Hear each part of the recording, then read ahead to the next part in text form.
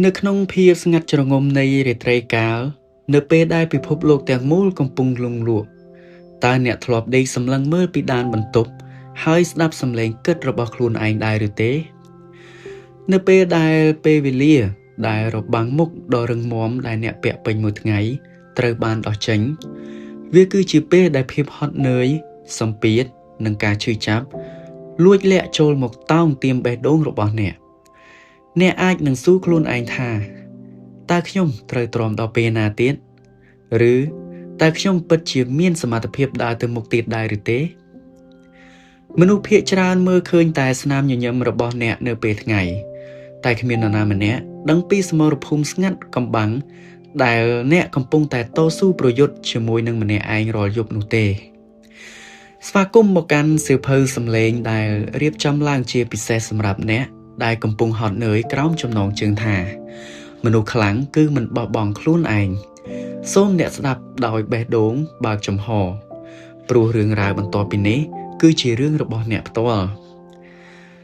តាំងពីយើងនៅតូចយើងតែងតែបានត្រូវចាក់បញ្ចូលនៅរូបភាពនៃភាពខ្លាំងតាមរយៈខ្សែភាពយន្តឬការអប់រំផ្សេងយើងគិតថាមនុស្សខ្លាំងគឺដូចជាវីរបុរសដែលមិនចេះយំមិនចេះឈឺចាប់និងមិនធ្លាប់ចាញ់កាលណាយើងយំយើងត្រូវគេប្រាប់ឲ្យជូតទឹកភ្នែកចេញភ្លាមព្រោះវាជាសញ្ញានៃភាពទន់ខ្សោយការអប់រំបែបនេះបានធ្វើឲ្យយើងយល់ខុសយ៉ាងធ្ងន់ធ្ងរពីធម្មជាតិនៃមនុស្សតាមការពិតមនុស្សមិនមែនជាដែកថែបនោះទេយើងជាសាច់និងឈាមនិងជាបណ្ដុំនៃអារម្មណ៍ការព្យាយាមសង្កត់អារម្មណ៍ឈឺចាប់មិនមែនជាការបង្ហាញភាពខ្លាំងនោះទេតែវាជាការកសាងទំនុកទឹកមួយរងចាំថ្ងៃបាក់ស្រុតប៉ុណ្ណោះភាពខ្លាំងពិតប្រាកដមិនមែនកើតចេញពីការដែលអ្នកមិនធ្លាប់ដួលនោះទេប៉ុន្តែវាជាសេចក្តីក្លាហានក្នុងការសារភាពថាថ្ងៃនេះខ្ញុំដួលហើយខ្ញុំពិតជាឈឺចាប់ខ្លាំងណាស់នៅពេលដែលអ្នកហ៊ានប្រឈមមុខនឹងភាពទន់ខ្សោយរបស់ខ្លួនឯងដោយមិនកិច្ចវេះនោះទើបជាចំណុចដែលចាប់ផ្ដើមនៃភាពរឹងមាំដែលមិនអាចបំបាក់បានហេតុអ្វីបានជាពេលខ្លះអ្នកមានអារម្មណ៍ថាចង់ចុះចាញ់ខ្លាំងម្ល៉េះចម្លើយគឺដោយសារតែអ្នកមិនត្រឹមតែរស់នៅសម្រាប់ខ្លួនឯងនោះទេជារៀងរាល់ថ្ងៃអ្នកកំពុងស្ពាយកតាបមួយដែលមើលមិនឃើញនៅក្នុងកតាបនោះពោពេញទៅដោយដុំថ្មធំៗនៃសេចក្តីរំពឹងដុំថ្មទី1គឺក្តីរំពឹងពីគ្រួសារអ្នកចង់ធ្វើជាកូនល្អធ្វើជាបង្គោលគ្រួសារដែលអាចធ្វើឲ្យឪពុកម្ដាយមានមោទនភាពដុំថ្មទី2គឺក្តីរំពឹងពីសង្គមដែលតែងតែវាតម្លៃយើងទៅលើប្រាក់ខែមុខតំណែងរថយន្តដែលយើងជិះនិងផ្ទះដែលយើងនៅដុំថ្មទី3គឺក្តីរំពឹងរបស់អ្នកខ្លួនឯងការសង្កត់ទាពីខ្លួនឯងឲ្យคล้ายទៅជាមនុស្សល្អឥតខ្ចោះពេលដែលអ្នកស្ពាយថ្មទាំងនេះដើរយូរទៅជើងរបស់អ្នកចាប់ផ្ដើមទន់កម្លាំងរបស់អ្នកចាប់ផ្ដើមអស់ពេលដែលអ្នកមិនបានដោយការរំពឹងទុកអ្នកចាប់ផ្ដើមមានអារម្មណ៍ខ្លួនឯងថាគ្មានតម្លៃប៉ុន្តែសូមអ្នកឈប់បន្តិចហើយដាក់កាតាបនោះចុះសិនអ្នកត្រូវដឹងថាអ្នកមិនមែនជាម៉ាស៊ីនបំពេញបំណងប្រាថ្នាឲ្យពិភពលោកទាំងមូលបាននោះទេកាលដែលអ្នកមិនទាន់ជោគជ័យដូចគេមិនមែនមានន័យថាអ្នកអន់នោះទេគ្រប់ការទាំងអស់រីកក្នុងពេលវេលាខុសៗគ្នាអ្នកគ្រាន់តែត្រូវការពេលវេលាបន្ថែមទៀតសម្រាប់រដូវកាលរីកស្គុះស្គាយរបស់អ្នកប៉ុណ្ណោះនៅក្នុងជីវិតវាតែងតែមានថ្ងៃមួយដែលអ្នកដើរដល់ផ្លូវទាល់វាអាចជាថ្ងៃដែលអាជីវកម្មរបស់អ្នកខ្សែធនជាថ្ងៃដែលមនុស្សដែលអ្នកស្រឡាញ់បំផុតដើរចេញពីជីវិតអ្នកឬជាថ្ងៃដែលអ្នកបាត់បង់ការងារដែលអ្នកខំថែរក្សាមកជាច្រើនឆ្នាំអ្នកមានអារម្មណ៍ថាអ្នកកំពុងតែធ្លាក់ចូលទៅក្នុងរណ្ដៅដ៏ជ្រៅមួយដែលគ្មានពន្លឺសូម្បីតែបន្តិចមនុស្សជាច្រើនដែលធ្លាប់ញញឹមដាក់អ្នកពេលនេះគេបែរជាមើលមិនឃើញអ្នកឯកាអ្នកភ័យខ្លាចហើយអ្នកចាប់ផ្ដើមគិតថាចង់បោះបង់អ្វីគ្រប់យ៉ាង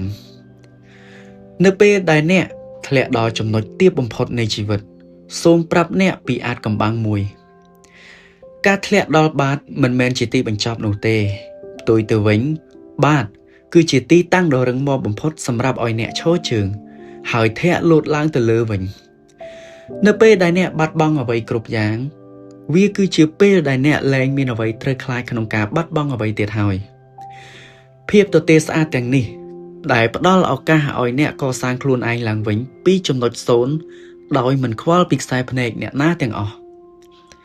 នៅពេលដែលពិភពលោកទាំងមូលបង្វែរខ្នងដាក់អ្នកវាគឺជារឿងធម្មតា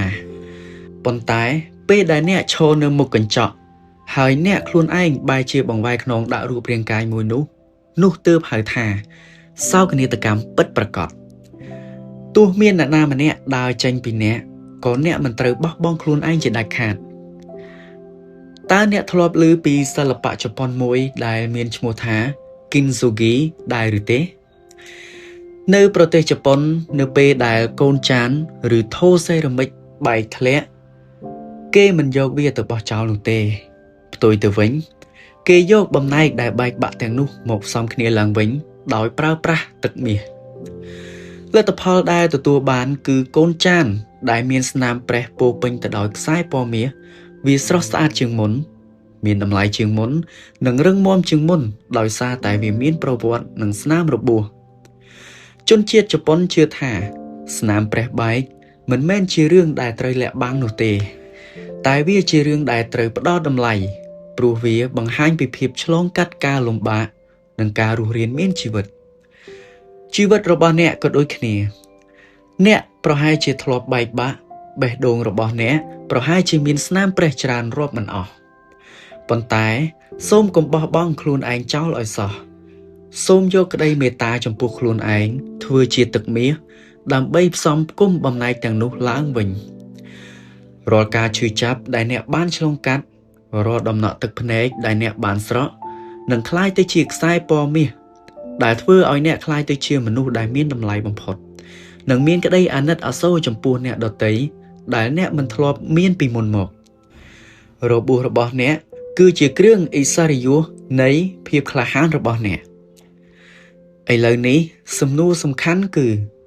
តើយើងត្រូវក្រោកឈរដោយរបៀបណាតើយើងត្រូវបន្តដំណើរដោយរបៀបណានៅពេលដែលផ្លូវខាងមុខមើលទៅសែនឆ្ងាយនេះគឺជាជំហានទាំង4ដែលអ្នកត្រូវអនុវត្តដើម្បីទាញខ្លួនឯងចេញពីភាពងងឹតទី1ធ្វើជាមិត្តដ៏ល្អបំផុតសម្រាប់ខ្លួនឯងឈប់និយាយអាក្រក់ដាក់ខ្លួនឯងនៅពេលដែលអ្នកធ្វើខុសសូមកុំប្រាប់ខ្លួនឯងថាឯងល្ងងណាស់ប៉ុន្តែត្រូវប្រាប់ខ្លួនឯងថាមិនអីទេនេះគ្រាន់តែជាមេរៀនមួយដែលលើកក្រោយយើងនឹងធ្វើបានល្អជាងនេះអ្នកត្រូវស្រឡាញ់ខ្លួនឯងឲ្យដូចជាអ្នកស្រឡាញ់មនុស្សដែលសំខាន់បំផុតក្នុងជីវិតរបស់អ្នកទី2អនុញ្ញាតឲ្យខ្លួនឯងសម្រាកបោះបង់គឺការខុសពីការសម្រាកពេលដែលអ្នកហត់ខ្លាំងរថយន្តអស់សាំងអ្នកមិនអាចធាក់ហ្គាបាននោះទេអ្នកត្រូវតែឈប់ចតបិទទូរស័ព្ទមួយថ្ងៃគេងឲ្យបានគ្រប់គ្រាន់មើលរឿងដែលអ្នកចូលចិត្តឬដើរលេងតាមធម្មជាតិការសម្រាកគឺជាការបញ្ចូលថាមពលដើម្បីប្រយុទ្ធនឹងថ្ងៃស្អែកបន្តទៀតទី3ការកំណត់គោលដៅតូចកុំទាន់គិតដល់ការផ្លាស់ប្ដូរពិភពលោកឬការរកលុយរាប់លានចាប់ផ្ដើមពីជ័យជំនះតូចប្រចាំថ្ងៃនេះគ្រាន់តែក្រោកពីគេងទាន់ម៉ោងគឺស្រស់ស្រាយហើយថ្ងៃនេះគ្រាន់តែញ៉ាំបាយបានច្រើនជាងមុនក៏ជាជ័យជំនះដែរជ័យជំនះតូចទាំងនេះនឹងប្រមូលផ្ដុំគ្នាបង្កើតបានជាទំនុកចិត្តដ៏ធំមួយឡើងវិញទី4ស្វែងរកអត្ថន័យរបស់អ្នកសួរខ្លួនឯងថាហេតុអ្វីបានជាអ្នកត្រូវរស់រានមានជីវិតបន្តទៀតតើដើម្បីអ្នកណាកម្លាំងចិត្តដែលខ្លាំងបំផុតគឺកើតចេញពីការតស៊ូដើម្បីការពារអ្វីមួយឬនរណាម្នាក់ដែលអ្នកស្រឡាញ់ហើយជាពិសេសគឺតស៊ូដើម្បីអនាគតខ្លួនឯងដែលសមទៅនឹងទទួលបានក្តីសុខក្រោយពីការឆ្លងកាត់ព្យុះភ្លៀងជាច្រើនរួចមកយើងបានធ្វើដំណើរមកដល់ទីបញ្ចប់នៃសៀវភៅសម្លេងនេះហើយមុននឹងបញ្ចប់ខ្ញុំសូមឲ្យអ្នកធ្វើរឿងមួយសម្រាប់ខ្ញុំហើយសម្រាប់ខ្លួនអ្នកផ្ទាល់ សូមដាក់ដៃស្ដាំរបស់អ្នកនៅលើទ្រូងខាងឆ្វេងហើយតើមានអារម្មណ៍ដឹងពីចង្វាក់បេះដូងកំពុងតែលោតទេចង្វាក់បេះដូងនេះកំពុងតែប្រាប់អ្នកថាអ្នកនៅមានជីវិតអ្នកនៅដកដង្ហើមដរាបណាអ្នកនៅមានដង្ហើមដរាបនោះក្តីសង្ឃឹមគឺនៅតែមានជានិច្ចមិនថាកាលពីម្សិលមិញអ្នកបាត់បង់អ្វីខ្លះមិនថាថ្ងៃនេះអ្នកកំពុងតែប្រឈមមុខនឹងព្យុះភ្លៀងធំប៉ុណ្ណាសូមចងចាំថាអ្នកមានសមត្ថភាពគ្រប់គ្រាន់ក្នុងការកសាងជីវិតថ្មីបន្តទៀតនិងច្រើនដងទៀតអ្នកមិនមែនជាជនរងគ្រោះនៃព្រឹត្តិការណ៍ជីវិតនោះទេតែអ្នកគឺជាអ្នកនិពន្ធសៀវភៅជីវិតខ្លួនឯងទំព័រមុនអាចនឹងពោពេញទៅដោយទឹកភ្នែកតែអ្នកមានសិទ្ធិកាន់ប៊ិចហើយសរសេរទំព័របន្ទាប់ឲ្យក្លាយជារឿងដ៏អស្ចារ្យបំផុតនៅពេលអនាគតពេលដែលអ្នកឈរនៅលើកំពូលភ្នំនៃភាពជោគជ័យនិងសេចក្តីសុខអ្នកត្រូវក្រឡេកមើលមកថ្ងៃនេះវិញអ្នកនឹងញញឹមហើយស្រក់ទឹកភ្នែកដោយក្តីរំភើបហើយអ្នកនឹងនិយាយទៅកាន់ខ្លួនឯងពីអតីតកាលថាអរគុណខ្លាំងណាស់ដែលថ្ងៃនោះឯងមិនព្រមចុះចាញ់មនុស្សខ្លាំងមិនមែនជាមនុស្សដែលមិនធ្លាប់ដួលនោះទេមនុស្សខ្លាំងគឺជាមនុស្សដែលដួលហើយបន្តប្រាប់ខ្លួនឯងថាខ្ញុំសូមសាកល្បងម្ដងទៀតសូមធ្វើជាមនុស្សម្នាក់នោះមនុស្សម្នាក់ដែលពិភពលោកមិនអាចបំបាក់បានព្រោះមនុស្សខ្លាំងគឺមនុស្សដែលដាច់ខាតមិនបោះបង់ខ្លួនឯងសូមជូនពរឲ្យអ្នកទទួលបាននូវសន្តិភាពផ្លូវចិត្តនិងភាពរឹងមាំជារៀងរហូតអរគុណសម្រាប់ការស្ដាប់សូមជម្រាបលា